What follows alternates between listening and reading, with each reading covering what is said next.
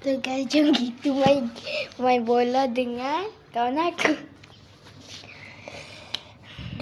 Jom.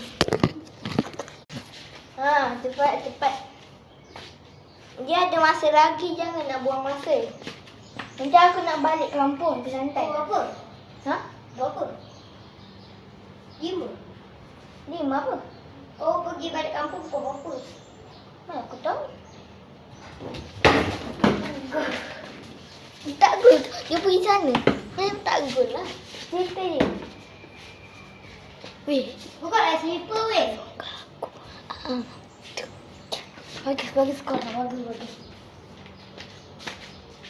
Okay, bismillah. Kena cakap bismillah dulu.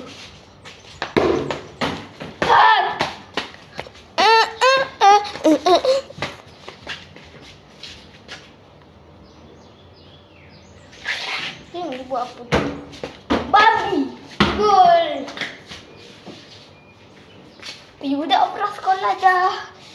Sempat tinggi dah babi. Kau memang dah main bola kat belakang kau dah. Gol! Mana ada? Gol, Tak. Gol. Kena barang mati. Ni kena kaki mati. Ini masa aku mati. Aku cakap bola ni nanti mati. Hampir nak ni, weh. Ha? Hampir nak kena. Ya, weh. Hampir nak kena lampu. Okey. Weh, balik slipper aku jap. Slipper aku.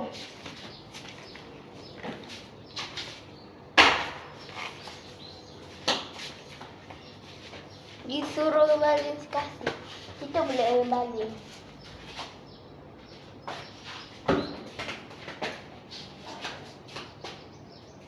Aku balik aku.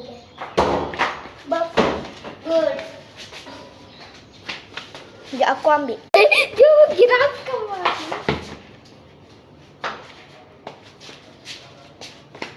Sekejap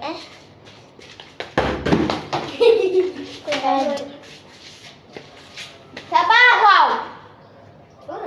Kau Bani Israel.